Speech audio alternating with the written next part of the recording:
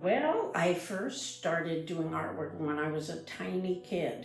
I think I had an older sister who was good at everything. She was better than me at everything. And art seemed to be my thing. And so from the time I was 2, I think I knew I would be an artist. I had no choice. In college, I think most of my training was with oil and drawing. Did tons of life drawing, which I love and I love to go back to, and I have taught that quite a bit. But most of the painting I did was with oil paint. Watercolor, I mostly just learned from seeing professors' work that I adored, that I saw how much time they devoted to the drawing and then used watercolors sparingly. And that sort of became my signature. Not really like theirs, but influenced by them. With oil, you can just jump in and go over what I've done if there's a mistake. So it's much more physical. I work bigger. And so it's a really different process. And it's nice to go from one back to the other. It keeps me fresher at both of them.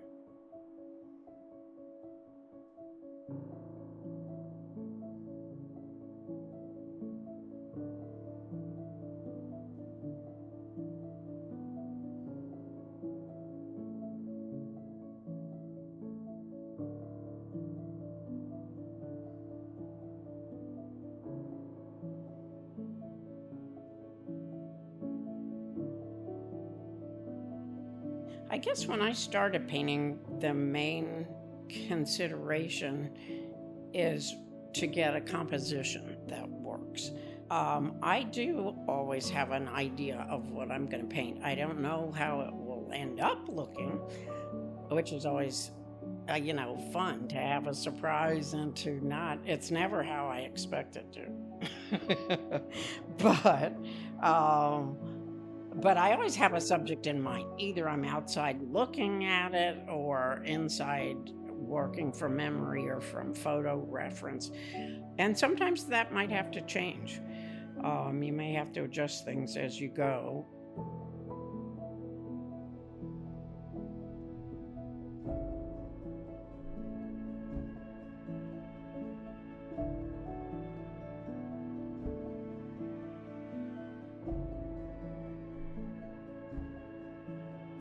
I love to travel because it's a change of scene, and I find when I work from life so much, that's my main thing I've done all my life, and so you get tired of your immediate surroundings and feeling inspired about just where I live. I just love to go and be outdoors where you're not only looking at these different gorgeous views, but also smelling the smells there, hearing the sounds, just being there with all your senses.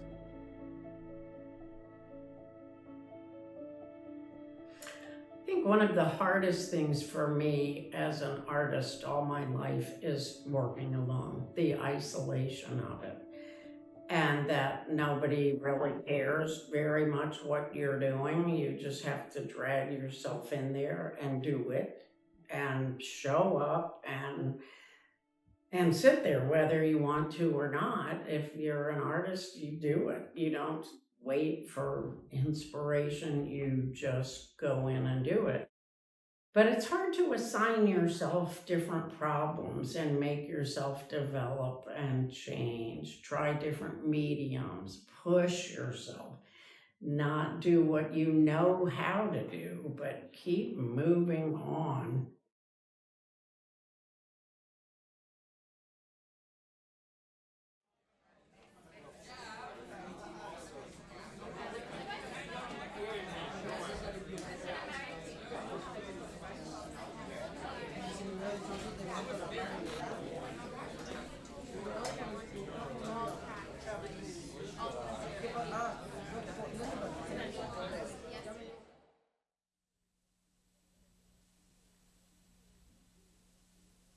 The investigation into the high school massacre is slow-moving and dangerous. The two gunmen who went on the rampage booby-trapped the building and even themselves. A total of 15 people are believed to have died here, 12 students, one faculty member, and the two young killers. Investigators say this attack appears to have been carefully planned for a long time. Parents, hug your kids. Pray that, be happy that you're with them. Kids, grab your friends, hold them tight. And never be mad at people, because it could happen in a second that they'll be gone. And I worked on the Columbine mural, and it had to be done so quickly. I only had a month and a half to do this giant painting that turned out to be 65 by 85 feet, the space was. And we all worked on that. Amy helped me to paint it, and my husband and son really helped with the mathematics behind it, because I was working from blueprints from the architect which kept changing. There were 16 different canvases, the center one being 20 by 24 feet. I worked on that in my studio at home because there was not a place there yet. They took out the library in Columbine and opened up the entire space into an atrium. And my looking up at the forest theme on these different panels, it all had to add up correctly to get the right perspective of being in a forest and looking up at trees.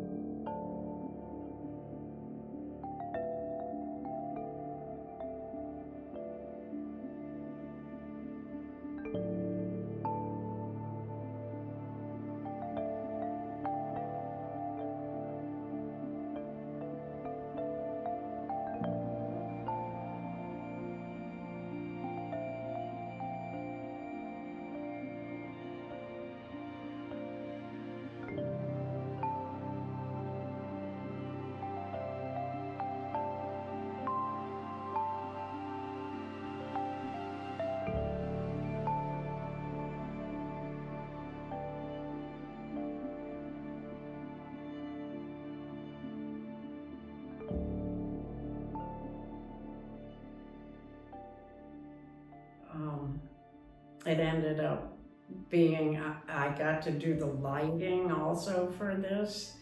So when we were finished installing it on the ceiling, I was able to turn all these gigantic lights up to focus on the sunlight in the middle of the mural, so it looks like light is coming out of it. So the effect when you walk into the room down below is that there's no ceiling.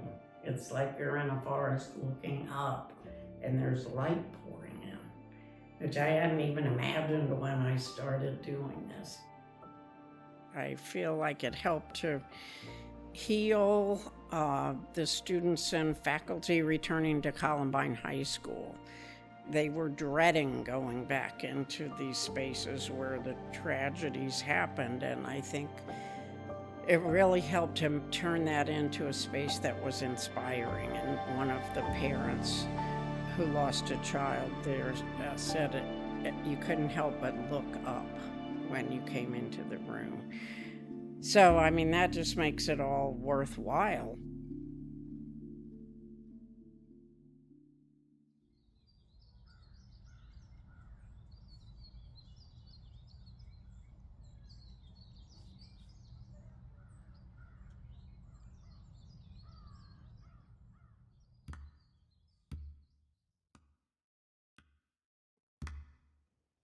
I have worked on many collaborations. For instance, the Bottle Chapel at Airlie Gardens. I got that commission, I think, when I decided at the last minute that I had to do this. This was all of a sudden, I realized that even though I'm a painter, I love Minnie Evans. I wanted to do this. I wanted to try to make the park more open to everybody. Not such a white park as it started out being. So I decided that I would try to make a structure out of bottles, an outsider art medium that lent itself to Minnie Evans' designs, I think, and her wonderful colors, and would have the effect of walking into a 3D Minnie Evans painting. But then also, if I could get other artists who felt as passionate about her as I did. And I was lucky to find 7 artists who contributed their part too.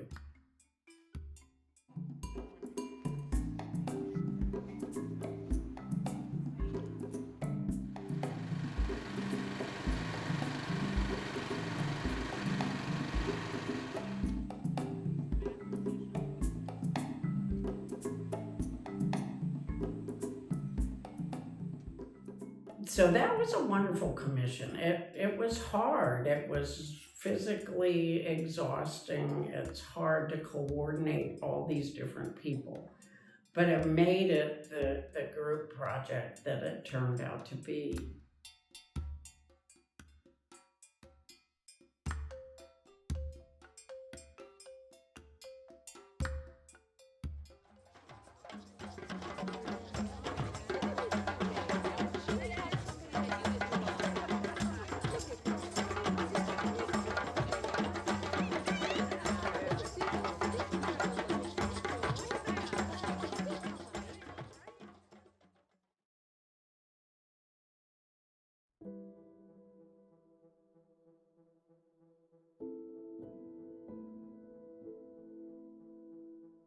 We have kids and grandchildren in Seattle, and it's hard for them to get here. So we get in the car and we drive a lot.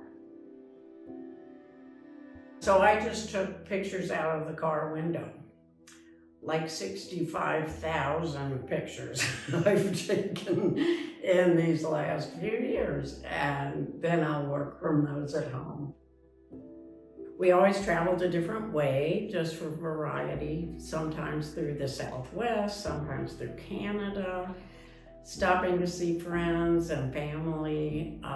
But this inspired an exhibit at the Cameron Museum that had about 140 road trip paintings in it.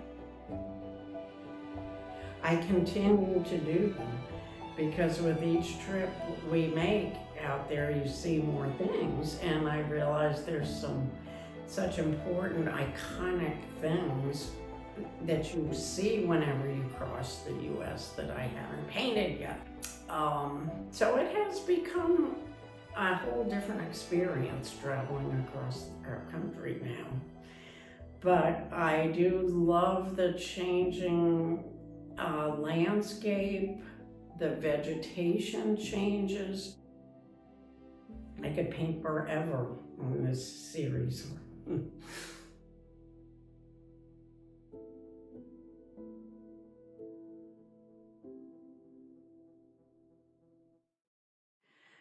My last project, I think, that I did that I think was important, and I'd like to pursue this, was working with doing portraits of women over 65, because you don't see that very much in art history. You see the young, gorgeous bodies, and then we disappear once we turn 65. Nobody wants to see us anymore or hear from us. But I did a show that was a group of about 12 oils that were exhibited at the Cameron. It was called Lived in Bodies, celebrating women over 65. And you realize that they're still so beautiful. This living pink skin or dark skin, and that we've given so much. We've done so much with these bodies that should be celebrated. These arms we're also embarrassed about because they're saggy and wrinkly.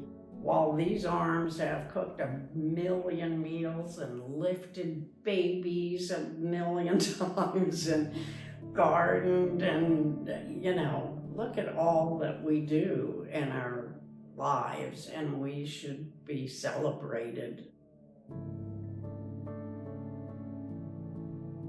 I never dreamed I would be painting with my fingers. I have never done that since I was a little kid.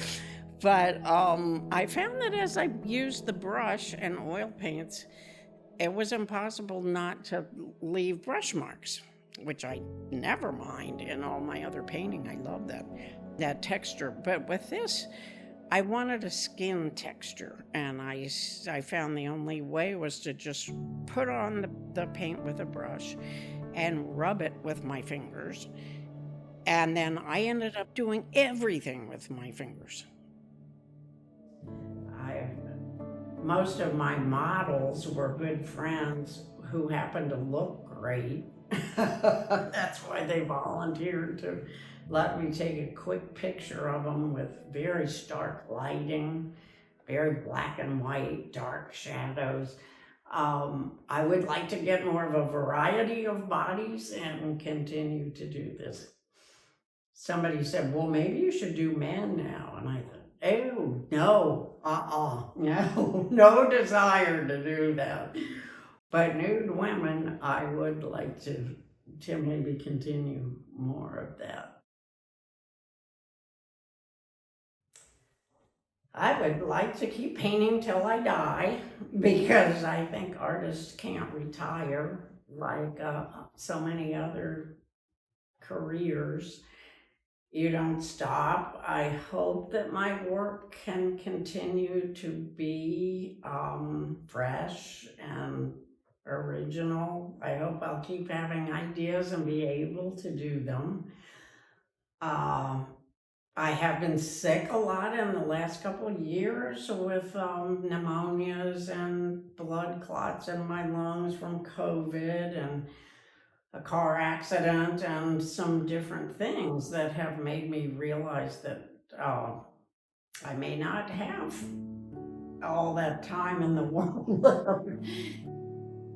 But I hope to do more important work, to do more to help heal people